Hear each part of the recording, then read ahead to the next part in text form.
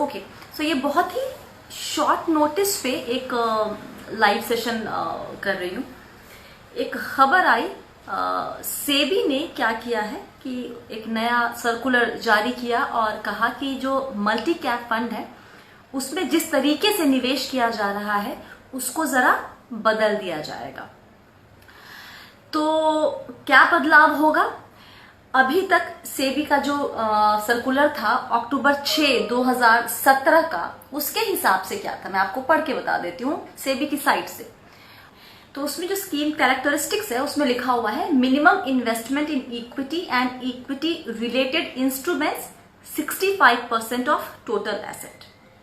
कहीं कुछ नहीं लिखा गया है कि फंड मैनेजर कितना परसेंट लार्ज कैप में रखेगा, कितना परसेंट मिड कैप में रखेगा, कितना परसेंट स्मॉल कैप में रखेगा। ऐसा कोई भी वो जानकारी या वो सीमा 2017 अक्टूबर 6 के सर्कुलर में नहीं लगाई गई थी।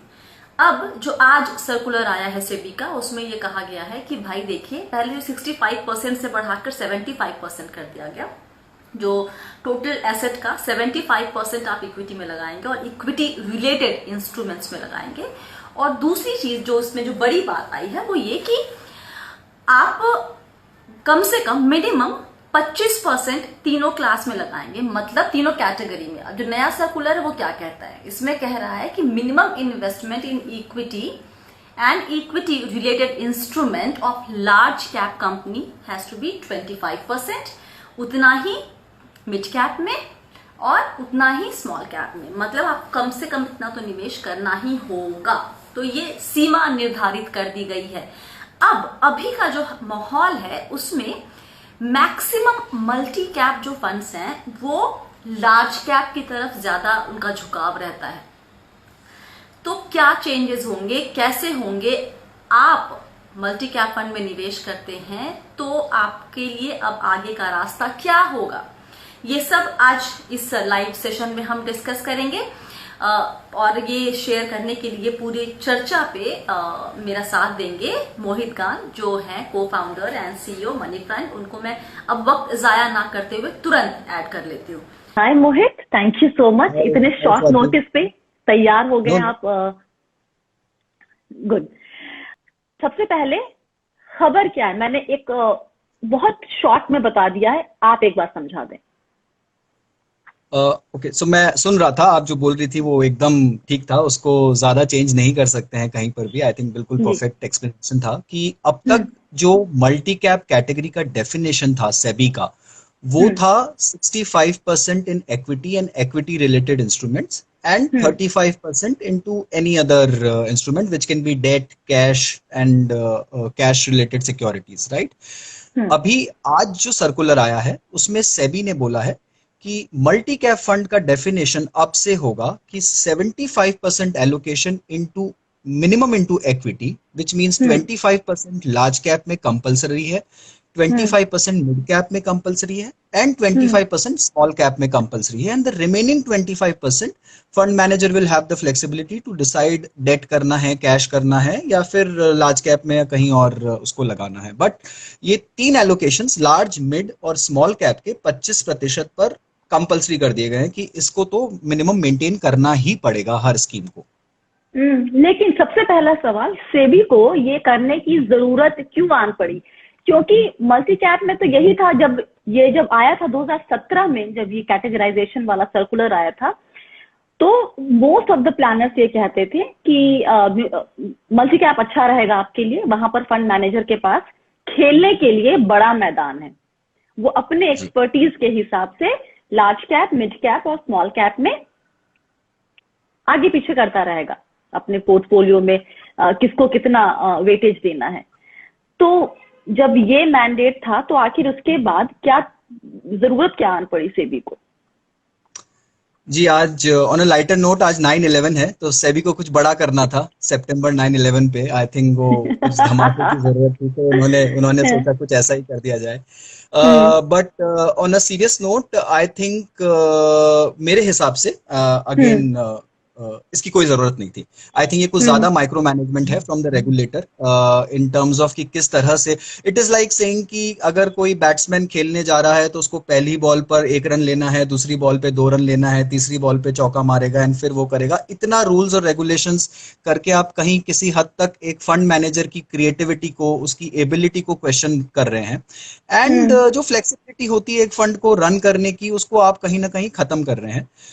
मेरे लिहाज से जरूरत नहीं थी, बट अगर कर दिया गया है तो इसके बेनिफिट्स हो सकते हैं कि काफी बार आप मल्टी कैप कैटेगरी में स्कीम्स को कंपेयर करते थे, अगर पॉजिटिव तरीके से देखना चाहें तो एक यूनिफॉर्मिटी नहीं थी। काफी बार ऐसी स्कीम्स अच्छा कर देती थी कि जो बहुत लार्ज कैप है जिनके पोर्टफोलियो में, राइट, जो हेविली टिल्टेड है लार्ज कैप, और लार्ज कैप अच्छा कर रहा है तो वो अच्छा करेंगी। बट जो ट्रू टू लेबल, जिसको सेबी बहुत ज्यादा अहमियत देता है कि ट्रू टू लेबल होनी चाहिए सारी स्कीम्स, जो true to label multi cap होती थी, जो एग्जैक्ट सही मायने में एलोकेशंस रखती थी लार्ज, मिड और स्मॉल तीनों ही सेगमेंट्स में, वो काफी बार अंडर परफॉर्म कर जाती थी और बहुत कम मार्केट साइकिल्स में अच्छा करती थी। तो अब प्लेइंग ग्राउंड जो है वो थोड़ा सा लेवल हो गया है सारी स्कीम्स के लिए। एक यूनिफॉर्मिटी आ जाएगी कि हर स्कीम एक सिमिलर पिच पर खेलेगी जहां पर मिनिमम इतना एलोकेशन सबको रखना होगा। तो कंपैरिजन थोड़ा और ज्यादा अच्छी तरीके से हो सकता है। That's a positive way of looking at things. I'm still not very convinced about this whole idea behind, मतलब जो करने के पीछे की वजह है, जो लोग मेंटेन कर रहे थे तीनों कैटेगरी में, उनका शायद परफॉर्मेंस उतना अच्छा नहीं दिखा, और जो लोग लार्ज कैप में ज्यादा फोकस कर रहे थे उनका शायद परफॉर्मेंस ज्यादा अच्छा दिखा। बट वही तो मेन एजेंडा था ना, कि आप पहचाने कि कहाँ पर पैसे, क्योंकि एंड ऑफ द डे एक फंड मैनेजर को तो पैसे ही बना के देने हैं ना निवेशक को। तो अगर वो खेल रहा है अपने हिसाब से मौके देखकर, तो वो पैसे अगर बना के दे रहा है तो बुरा क्या है इसमें? जी बिल्कुल नहीं। आई थिंक जो आप बोल रहे हैं वो बिल्कुल ठीक है, एंड मैं काफी हद तक आपसे पूरी तरह से सहमत हूँ। इसकी जरूरत नहीं थी। जैसा मैं बोल रहा हूँ, ये ओवर रेगुलेशन है, थोड़ा माइक्रो मैनेजमेंट है। बट अगर रेगुलेटर ने कर दिया है तो इसकी एक ही पॉजिटिव चीज मुझे दिख के आ रही है, वो मैंने बताया कि शायद कुछ हद तक प्लेइंग ग्राउंड लेवल हो जाएगा। बट जो फंड मैनेजर की क्रिएटिविटी है वो बहुत हद तक कर्टेल हो जाती है। एंड जहां पर एक फंड मैनेजर का काम क्या है, look, why do you go into active style of management? Because you want कि जिस आदमी को आप अपना पैसा दे रहे हो वो अपनी इंटेलिजेंस से उसमें कुछ अल्फा जनरेट करे आपके लिए। आप उसको जितना ज्यादा बेंचमार्क ओरिएंटेड कर दोगे या फॉर्मूला में बांध दोगे, तो वो एक्टिव स्टाइल ऑफ मैनेजमेंट बहुत हद तक पैसिव बन जाएगी कि उनको इतना रखना ही है, हर कैटेगरी में इतने एलोकेशंस करने ही हैं। तो वो जो क्रिएटिविटी होती है वो काफी हद तक खत्म हो जाती है। एंड ऐसा ही कुछ मल्टी कैप में होने के आसार है अब। क्योंकि ये भी है कि 25-25-25 मिनिमम रखना है, और आपने 65% से बढ़ा के 75 कर दिया, तो आपके पास खेलने को तो बचा ही नहीं। आप क्या करोगे? आप 25 का 30 तो कर नहीं सकते अब लार्ज कैप में, तो ये तो एकदम फिक्स हो गया आप। हाँ, स्वाति, इसमें ऐसा है कि देखिए अभी भी अगर आप देखेंगे सारे लार्ज कैप स्कीम्स, तो टिपिकली सबके अंदर में सॉरी मल्टी कैप स्कीम्स, सब में लार्ज कैप का जो एलोकेशन है वो कुछ 60 से लेकर 80% तक है। एग्जैक्टली, हाँ, heavily loaded in large caps, right? तो अभी वो इतना मेंटेन कर रहे हैं। प्रॉब्लम कहाँ आएगी? जहां उनको मिड कैप और स्मॉल कैप को बढ़ाना है। Average allocation in small cap across the multi-cap schemes is 6 to 8%. तो 25% पे जाने के लिए उनको कम से कम 20% स्मॉल कैप स्टॉक्स और खरीदने पड़ेंगे। और स्मॉल कैप को खरीदना और बेचना दोनों ही बहुत मुश्किल है बाजार में, बहुत कम लिक्विडिटी होती है। और जब भी आप उनमें बाय सेल करने जाओगे, आप प्राइसेस को पूरी तरह से डिसरप्ट करोगे। You can't buy a small cap or sell a small cap in the market without disrupting the prices. आपको अगर 1000 करोड़ स्मॉल कैप स्टॉक खरीदना है तो उसका प्राइस भागेगा ही भागेगा। आप उसको खरीद नहीं सकते स्क्रीन के प्राइस पे पहले दिन में जितना क्वांटिटी चाहो। तो it is a very difficult task now for multi cap managers to align to this new allocation. क्या लार्ज कैप बेचना आसान होगा? लेकिन मतलब मुझे ये भी एक लग रहा है कि निवेशक के पॉइंट ऑफ व्यू से देखिए कि उन्होंने 2017 के बाद अपने आप को थोड़ा अलाइन किया होगा, अपने रीबैलेंस किया होगा पोर्टफोलियो को, है। 17 के बाद अभी हम बैठे हैं 20 में, 3 साल के बाद, और हमेशा बोलते हैं कि भाई इंतजार करो, देखो कब रिव्यू करना है, थोड़ा हड़बड़ाओ मत, एकदम कूद मत जॉब कि अब ये चेंज करना, वो चेंज करना फंड। अब यहाँ पर रंग रूप जब बदलेगा मल्टी कैप का थोड़ा सा, और तो फिर एक बार वापस से वो अपना सवाल आने शुरू हो जाएंगे कि इस फंड का क्या करूं, उस फंड का क्या करूं। तो जी। इतनी जल्दी जल्दी उनके लिए भी अपने आप को नए नए नियम कानून के हिसाब से अपने पोर्टफोलियो में बदलाव करना उनके लिए भी एक मुश्किल काम हो जाता है। Completely agree. I think regulations वही अच्छी होती है जो ज्यादा समय तक स्टेबल रहे, जिसमें ज्यादा चेंजेस ना हो, ताकि अच्छे से मार्केट और इन्वेस्टर्स उसको अलाइन हो पाए। अभी बहुत ज्यादा टाइम नहीं हुआ है स्कीम कैटेगराइजेशन और क्लासिफिकेशन आए हुए, और उसमें फिर जी। से चेंज करना is not a good thing. देखिए स्वाति, इसमें अभी दो तीन चीजें होंगी, एंड मैं इसका थोड़ा सा इम्पैक्ट डिटेल में बताना चाहूंगा। जरूर। सबसे पहली तो ऑब्वियसली लार्ज कैप बेचना पड़ेगा मल्टी कैप फंड्स को, राइट? तो वो तो गिवन फैक्ट है कि आपको चलिए 45,000 50,000 करोड़ के आसपास लार्ज कैप बेचना पड़ेगा। मल्टी कैप कैटेगरी जो है वो मार्केट की सबसे बड़ी कैटेगरी है इक्विटी में। लार्ज कैप कुछ 1.5 लाख करोड़ के आसपास है, और मल्टी कैप कुछ 1.47 लाख करोड़ है। 31 अगस्त का डेटा बोल रहा हूं जो आज ही पब्लिश हुआ है एमपी की साइट पर। सो 1.47 लाख करोड़ के उसमें आपको ऑन एन एवरेज 20% एलोकेशन यहां से निकालकर स्मॉल कैप में मूव करना है। दैट मीन्स रफली अराउंड 28,000 से 30,000 करोड़ रुपया मल्टी कैप स्कीम्स में से, लार्ज कैप में से रिडीम होकर स्मॉल कैप स्टॉक्स में जाएगा, which is massive buying. Massive buying for Indian market का साइज एंड डेप्थ। 30,000 करोड़ का स्मॉल कैप में बाइंग बहुत बड़ा होता है। और यही नहीं रुकता ये, इवन मिड कैप एलोकेशन अगर आप देखें across the multi cap category, वो भी 15% एवरेज पर है। तो वहां पर भी एडिशनल 15,000 करोड़ की बाइंग आएगी। तो between small cap and mid cap segment total मिला के कुछ 45,000 करोड़ रुपए की बाइंग होगी, जो कि लार्ज कैप में से रिडीम होगा, राइट? कुछ कुछ इसमें से एडजस्ट हो जाएगा। काफी हद तक दो तीन चीजें हो सकती है कि कुछ इंटर स्कीम ट्रांसफर्स कर दिए जाएं, जहां पर लार्ज कैप को ट्रांसफर किया जा सकता है। थोड़ा सा स्मॉल कैप फंड जैसे चल रहा है स्कीम का, कहीं फंड हाउस का, वहां पर कुछ लार्ज कैप देके थोड़ा सा स्मॉल कैप वहां से ट्रांसफर कर लो, बट बहुत ज्यादा नहीं हो सकता ये सब। दूसरा तरीका ये हो सकता है कि फंड हाउसेस कुछ स्कीम को ही रिक्लासिफाई कर दें, बट वो तब पॉसिबल होगा जब उनके शेल्फ पर वो कैटेगरी ना हो, राइट? सो सपोज करिए मैं एक छोटा फंड हाउस हूँ, let's say just to give you an example, कोई भी छोटा फंड हाउस ले लीजिए, पराग पारेख, ठीक है? Parag Parekh long term equity fund जो है वो एक मल्टी कैप फंड है। उसमें उनको कुछ 400 करोड़ की बाइंग करनी पड़ेगी। 400 करोड़ स्मॉल कैप में, 480 करोड़ रुपया कुछ मिड कैप में उनको खरीदना पड़ेगा। हम कुछ एनालिसिस कर रहे थे आज शाम को कि हर स्कीम को कितना खरीदना पड़ेगा।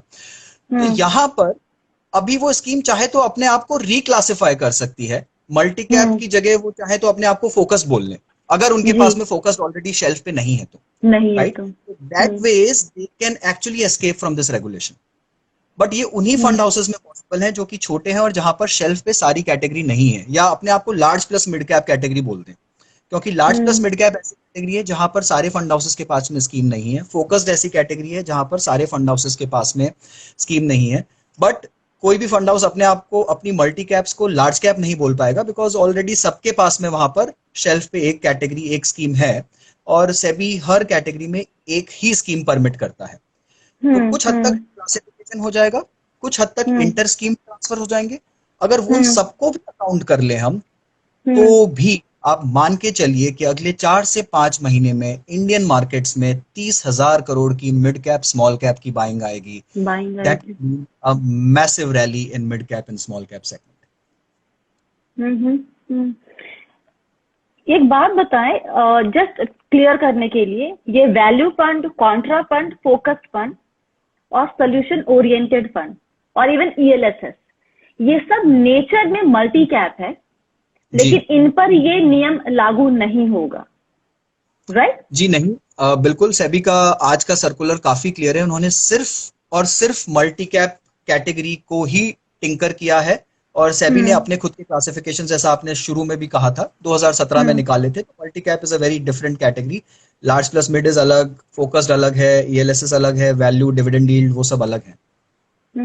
जिन जिन फंड हाउस के पास दोनों कैटेगरी है, फोकस्ड भी है और मल्टी कैप भी है, क्या वहां पर ये मर्ज कर लेंगे? ये भी हो सकता है कि मर्ज करे फंड्स को, दोनों स्कीम्स को? बिल्कुल वो भी पॉसिबिलिटी है, मर्जर की पॉसिबिलिटी है, जहां पर शेल्फ पे कैटेगरी नहीं है वहां शेल्फ पे मूवमेंट की भी पॉसिबिलिटी है, बिकॉज देखिए हर फंड हाउस के लिए पॉसिबल नहीं है। स्वाति में एक एग्जांपल के साथ मैं इसको एक्सप्लेन करना चाहूंगा। कोटक स्टैंडर्ड मल्टी कैप, ठीक है, आई एम श्योर अमूमन सारे ही इन्वेस्टर्स के पास में होगा, या फिर नहीं है तो वो सोच रहे होंगे स्कीम को लेने का, परफॉर्मेंस बहुत अच्छा रहा है। The scheme is 29,000 crore AUM, almost 30,000 crore का AUM है उस स्कीम का, और उसमें स्मॉल कैप का एलोकेशन है 2%, 1.25% कुछ जी। तो अभी उनको 23% या 24% स्मॉल कैप और खरीदना है अपने पोर्टफोलियो में। इसका मतलब उनको 1.25% भी नहीं है, ये 1% है कुछ, पता नहीं। ये मैं अभी जहाँ चेक कर रही हूँ वैल्यू रिसर्च पे, वहां पे तो ये दिखा रहे हैं मिड कैप में 28.02% और स्मॉल कैप में 0.30। हाँ मतलब ये डेटा का थोड़ा सा डिफरेंस हो सकता है, बट टाइमिंग का राइट। हाँ मेरा डेटा हमने आज शाम को ही निकाला है, तो 1% दिखा रहा है मुझे कुछ, बट अच्छा 24% का buying in small cap and रफली 7% का buying in mid cap. 7,000 crore का स्मॉल कैप खरीदना है उनको और 2,000 करोड़ का मिड कैप खरीदना है, और रफली इतना ही एलोकेशन उनको लार्ज कैप से बेचना पड़ेगा। अब ऐसा नहीं है कि बहुत नया पैसा आ रहा है सारी स्कीम्स में कि वो 10,000 करोड़ नया पैसा इकट्ठा कर लेंगे और उसको इन्वेस्ट कर देंगे, इतना नहीं हो रहा है मार्केट न्यू मोबिलाइजेशन, राइट। तो बेचना ही पड़ेगा। एक तो वो जब बेचने जाएंगे तो लार्ज कैप्स के प्राइसेस को डिस्टॉर्ट करेंगे, उनके प्राइसेस गिरेंगे बिकॉज हैवी सेलिंग होगा लार्ज कैप में, कुछ कुछ नेम्स में, कुछ कुछ counter. But small cap 7,000 crore का स्मॉल कैप खरीदना इज आई डोंट नो किस तरह से करेंगे, अनलेस उनको स्कीम को रिक्लासिफाई करना हो या कुछ और तरीके से करना हो, या फिर वो जाके सेबी को वापस रिप्रेजेंट करें। It is very difficult for few schemes. Top 6 schemes में मैं देख रहा हूँ कुछ 21,000 करोड़ टॉप 6 स्कीम्स में उनको स्मॉल कैप खरीदना पड़ेगा, which is virtually impossible। Kotak standard multi cap, HDFC equity, Motilal Oswal most 35, मेरे पास नाम सामने खुले हुए हैं, अभी शाम ही को काम कर रहे थे, Aditya Birla equity, UTI equity and SBI magnum multi cap. These are the largest names and each one has to do a huge amount of buying in the market. निवेशक कैसे ले इस पूरी चीज को? देखिए मुझे लगता है कि अगर मान लीजिए आप, जैसे मैं एक एग्जांपल लेके बोलना चाहूंगा, मान लीजिए आप कोटक मल्टी कैप में HDFC इक्विटी में ऑलरेडी इन्वेस्टेड हैं एंड अब इन स्कीम्स को जाकर लार्ज कैप बेचना है और स्मॉल कैप खरीदना है, और सपोज करिए ये स्मॉल कैप में एक स्टॉक को खरीदना चाह रहे हैं जिसकी लेट्स इसका प्राइस 100 रुपए है। अब अगर वो उस स्कीम में 200-500 करोड़ भी खरीदने जाएंगे तो वो उसको 100 रुपए पे नहीं ले पाएंगे।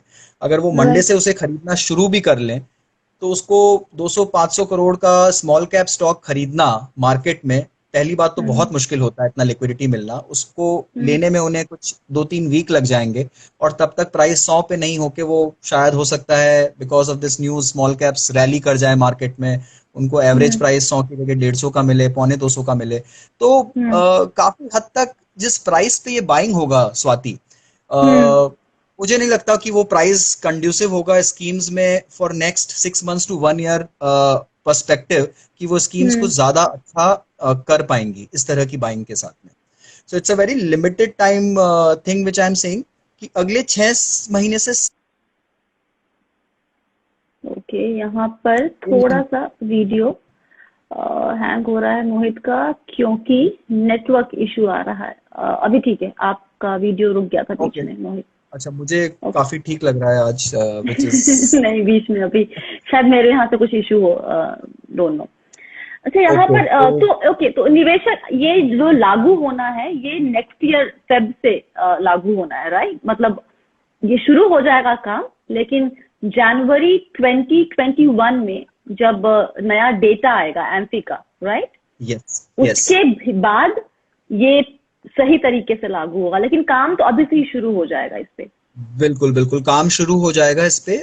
एमफी का डेटा हर साल जैन में पब्लिश होता है नए कैटेगराइजेशन का, बिकॉज मार्केट कैप्स का कम होता रहता है, बढ़ता रहता है। स्मॉल कैप का डेफिनेशन अभी है 251st स्टॉक से लेकर 500 स्टॉक तक, 500वें स्टॉक तक जिसका मार्केट कैप है, और मिड कैप का डेफिनेशन है 101st स्टॉक से 250th स्टॉक तक।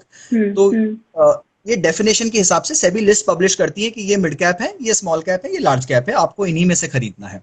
तो वो लिस्ट जनवरी में पब्लिश होगी। उस लिस्ट के पब्लिश होने के बाद 1 महीने के अंदर ये अलाइनमेंट करना जरूरी है सारे स्कीम्स को, पर काम इस पे शुरू हो जाएगा। तो क्या करे, मतलब ये पार्ट आपका रह गया था कि निवेशक क्या करे, इंतजार करे, निकल जाए, क्या करे? उसके जहन में मतलब 50,000 सवाल आ जाएंगे अब अपने निवेश को लेकर। जी, 2 चीजें हैं, and I would want to be very candid in this thing. अगर आप बहुत बड़े साइज की मल्टी कैप स्कीम्स में इन्वेस्टेड हैं, जो कि टॉप 5 हैं, जिनके की मैंने नाम भी लिए, तो थोड़ा सा सोचने का विषय है। I think you have to take a deep thought on these schemes कि क्या आपको इनमें बने रहना चाहिए या नहीं। मुझे लगता है कि ये स्कीम्स अगला 6 महीने से साल भर अंडर परफॉर्म करेंगी बिकॉज ऑफ दिस रेगुलेशन। अगर आप पॉसिबल है तो large and mid cap category या फिर फोकस्ड कैटेगरी की तरफ मुड़ सकते हैं। अगर आप छोटे स्कीम्स के साइज में हैं, जैसे मैंने बताया पराग पारेख हो गया, या कुछ और जिन स्कीम्स का साइज लेट से 500 करोड़ से लेकर 3,000 करोड़ तक है, तो वहां पर फिर भी अब्सॉर्ब किया जा सकता है इतने बाइंग को या इतने शफलिंग को, बट कुछ स्कीम्स में नहीं हो सकता। अब जैसे मैं एक स्कीम्स देख रहा था, एक्सिस मल्टी कैप, काफी पॉपुलर है, बहुत ज्यादा फेमस स्कीम है मार्केट में, 0 स्मॉल कैप है, 0 स्वाति। अब वो उनको 25% मल्टी कैप अपने स्कीम में स्मॉल कैप लेना क्या पड़ेगा। है उनका AUM क्या है उनका AUM है 6,500 करोड़, तो कुछ 1,500 करोड़ के आसपास, 1,600 करोड़ के आसपास उनको स्मॉल कैप स्टॉक्स लेने पड़ेंगे, और 1,400 करोड़ के आसपास उनको मिड कैप। वो 92% लार्ज कैप है, right? And you can always argue and से लास्ट 1 साल से एक्सिस मल्टी कैप ने अच्छा क्यों किया, क्योंकि वो पूरा लार्ज कैप था और लास्ट 1 साल में सिर्फ लार्ज कैप्स परफॉर्म कर रहे थे, राइट? तो you know the reason why they have done well, but now you also know the reason कि why they will perhaps struggle. यहाँ पर एक सवाल देखिए, यहाँ पे सयाली का सवाल आया हुआ है, जानना चाह रही थी कि can you please explain the exact difference between multi cap and focused category, and if multi cap funds reclassify to focused will they perform well? Well, पहला पार्ट बहुत सिंपल है। मल्टी कैप में आप कितने भी नंबर ऑफ स्टॉक्स पे कोई limitation नहीं होती है। फोकस में मैक्सिमम 30 स्टॉक्स अक्रॉस कैप ले सकता है फंड मैनेजर। सेकेंड पार्ट आप बताएं कि अगर ये रिक्लासिफाई होगा तो इनके परफॉर्मेंस पे क्या इम्पैक्ट पड़ेगा? मुझे लगता है परफॉर्मेंस पे इम्पैक्ट पड़ेगा। सॉरी, आप बोल रहे हैं कि मल्टी कैप को अगर उन्होंने रिक्लासिफाई कर दिया फोकस में तो कैसे इम्पैक्ट पड़ेगा, राइट? तो मल्टी कैप को अगर फोकस में रिक्लासिफाई कर देते तो उनको अपने नंबर ऑफ स्टॉक्स कम करने पड़ेंगे। टिपिकली सारे मल्टी कैप फंड्स में 60, 70, 50 के ऊपर स्टॉक्स होते हैं, जो भी बड़ी स्कीम्स हैं उनमें। They will have to cut it down and 30 के आसपास उनको लिमिट करना पड़ेगा, but I don't think so उससे परफॉर्मेंस में इम्पैक्ट होगा। I think in fact that will be a better route. जहां पर हो सकता है रिक्लासिफिकेशन, वहां फंड हाउसेस को रिक्लासिफिकेशन का रूट ही अपनाना पड़ेगा। इतना बाइंग पॉसिबल नहीं है मार्केट में। एंड जहां फोकस नहीं है वहां पर लार्ज एंड मिड कैप करके एक कैटेगरी होती है, वो कैटेगरी बहुत अच्छी है। आई थिंक वहां पर भी आप देखेंगे कि काफी फंड्स डाइवर्ट हो जाएंगे। गुल्लू सिंह 8 जानना चाहते हैं पराग पारेख के बारे में, कि क्योंकि इनका एक्सपोजर है इंटरनेशनल मार्केट में भी, तो वहां पे क्या जितने भी फॉरेन स्टॉक्स हैं वो सारे लार्ज कैप है या फिर उस पे कुछ इम्पैक्ट होगा? नहीं, वो इंडियन मार्केट की डेफिनेशन में नहीं आते, तो वो बिल्कुल अलग से काउंट होते हैं। एक्चुअली पराग पारेख का अगर आप एलोकेशन देखिए, 4,500 करोड़ का स्कीम है, कुछ 35% लार्ज कैप है, 14% मिड कैप है, और मैं देख रहा हूँ स्क्रीन पे सामने ही कुछ 16% के आसपास स्मॉल कैप है उनके पास में, एंड बाकी 35% इज इंटरनेशनल बेसिकली। एंड 35% इसलिए ताकि वो इंडियन टैक्सेशन के हिसाब से आपको इक्विटी टैक्सेशन दे पाए। जब तक आप इंडियन इक्विटीज में 65% होल्ड करते हैं तो your taxation will be as per equity taxation. उससे ज्यादा, उससे कम होते ही, 65 से कम होते ही डेट टैक्सेशन हो जाता है। That's why they are playing that 35 का लिमिट। बट स्मॉल कैप के हिसाब से ये देखना पड़ेगा कि इनको अब किस तरह से इसको क्लासिफाई करेंगे ये, because in the definition of multi cap they will not perhaps fit now. तो वो 25% का जो एलोकेशन रखना होता है, मल्टी कैप डेफिनेशन के हिसाब से, क्या सेबी उनको 65 के अंडर में 25-25 करने का परमिशन देगी, या फिर उनको ओवरऑल 100 रुपए का 25-25-25 रखना पड़ेगा, वो अनक्लियर है अभी तक। मुझे लगता है प्राइमा फेसी कि इनको शायद रिक्लासिफाई करना पड़े स्कीम को। उत्सव श्रीवास्तव, अब फंड स्पेसिफिक क्वेश्चंस आने लगे हैं कि कोटक स्टैंडर्ड मल्टी कैप में अब क्या मुझे निकल जाना चाहिए। हालांकि आपने सवाल का जवाब दे दिया है कि एक बार रीइवैल्यूएट करने की जरूरत है, तो किस बेसिस पे करेंगे ये निवेशक रीइवैल्यूएट अपने पोर्टफोलियो या अपने निवेश को? आई वुड से 1 या 2 दिन वेट करिए, थोड़ा सा और रुकिए, maybe perhaps 1 week more, because इतना जल्दी कुछ भी नहीं होने वाला। मुझे लगता है कि एएमसी इंडस्ट्री शायद सेबी को रिप्रेजेंट करे कि इसमें किसी तरह का फ्लेक्सिबिलिटी प्रोवाइड करे, पर से थोड़ा और क्लैरिटी आना चाहिए इस रेगुलेशन के ऊपर में कि किस तरह से एग्जिस्टिंग फंड्स इसको मैनेज करेंगे। मान लीजिए कि नहीं हो पाता है तो इनके पास में 4 या 5 महीने का टाइमलाइन है to again restructure the scheme. अगर इनको रीस्ट्रक्चर करना है तो ये बात डेफिनेटिव है कि कोटक स्टैंडर्ड मल्टी कैप काफी हद तक इम्पैक्ट होगा, बिकॉज उनको बहुत ज्यादा स्मॉल कैप खरीदने की जरूरत पड़ेगी, और वो किस तरह से इसको मैनेज करेंगे वो अनक्लियर है। मे बी हमको फंड मैनेजर्स के साथ एक बार बात करके इसको समझना पड़ेगा, बट अगर क्लैरिटी नहीं मिल पाती है, कुछ चेंजेस नहीं आते हैं और इनको करना ही है ये, तो I would say we reconsider our investments in these large schemes. तो बेसिकली कंसिडर कमिंग आउट। तो ऐसे मल्टी कैप फंड जिसका साइज बहुत बड़ा है, मतलब जिसका एयूएम बहुत बड़ा है, हम कह ले 3000 से ऊपर का एयूएम, वो बड़ा कहलाएगा मोहित? या 3000 करोड़ के ऊपर, या आई थिंक 5000 करोड़ के ऊपर मल्टी कैप में ज्यादा अच्छा बेंचमार्क होगा। अगर मैं देखूं स्वाति, अभी मेरे सामने है लिस्ट, रफली 4500 करोड़ के एयूएम के ऊपर में 12 स्कीम्स है मार्केट में। अच्छा, so that is a good enough representation. In fact 13 scheme को भी मैं ले लूं जो कि 4000 करोड़ के आसपास है डीएसपी इक्विटी, तो 13 स्कीम मिलाकर I think broadly category cover हो जाती है पूरी। तो मतलब 4000 के ऊपर का एयूएम, और वैसे फंड जहां पर maximum allocation large cap category में है, उन लोगों को 1-2 दिन हफ्ते भर रुक के थोड़ा सा इंतजार करें और फिर कॉल लें कि बने रहना है कि निकल जाना, क्योंकि उनके ऊपर इम्पैक्ट सबसे ज्यादा पड़ेगा। बिल्कुल बिल्कुल, जो टॉप 5-6 स्कीम्स हैं जिनमें स्मॉल कैप 1-2%, 4% के आसपास है, वहां पर ज्यादा थोड़ा सा इम्पैक्ट आने की संभावना है। तो उन स्कीम्स को डेफिनेटली आपको इवेलुएट करना ही पड़ेगा। अगर 1% स्मॉल कैप है और आपको 25% खरीदना है तो कुछ ज्यादा बड़ा गैप, और वो मुश्किल है थोड़ा। और दूसरी चीज, आई थिंक मोटा मोटी हमने सब बातें कवर कर ली मोहित, राइट? एक चीज मुझे ये लग रहा है कि क्योंकि अब मैंडेटरी आपको स्मॉल कैप और मिड कैप में एक्सपोजर चाहिए, लेना ही होगा मल्टी कैप के फंड मैनेजर को, तो क्या मल्टी कैप ज्यादा रिस्की, ज्यादा वोलेटाइल फंड बनेगा, कैटेगरी बनेगी? Yes, absolutely. I think multi cap का एवरेज एज अ कैटेगरी का जो वोलेटिलिटी है या जो रिस्क पैरामीटर होता है मल्टी कैप का, वो पूरी तरह से बढ़ जाएगा, उसका स्टैंडर्ड डिविएशन बढ़ जाएगा अगर टेक्निकली बोलूं तो। और निवेशकों को देखना पड़ेगा कि वो कैटेगरी जिस तरह से अब तक चल रही थी वो उतनी सेफ नहीं रह जाएगी। काफी बार ये भी होता था कि हम बोलते थे कि कुछ कुछ केसेस में, right, not always but selective cases में, हम काफी बार बोलते थे कि अगर आप स्टार्ट कर रहे हो अपनी इन्वेस्टमेंट जर्नी तो एक लार्ज कैप और एक मल्टी कैप फंड बहुत अच्छा है, these can be the right starting points for you, आप शुरू कर सकते हैं। बट हो सकता है कि वो जो पैराडाइम है उसको हमको थोड़ा सा वापस चेंज करना पड़े, बिकॉज मल्टी कैप अब तक लार्ज कैप टिल्ट के साथ में, लार्ज कैप बायस के साथ में चलता था। अब इक्वल वेटेजेस आने से थोड़ा सा रिस्क बढ़ जाता है, and may be you need to consider large and mid cap category more और a focus category more now. Fund manager अगर इसी मैंडेट को फॉलो करते हैं और रीस्ट्रक्चर करते हैं अपना पूरा पोर्टफोलियो, तो उनका काम, उनको अपना स्किल थोड़ा ज्यादा और अच्छे तरीके से दिखाना होगा तो गिव द सेम रिटर्न जो पहले दे रहे थे वो।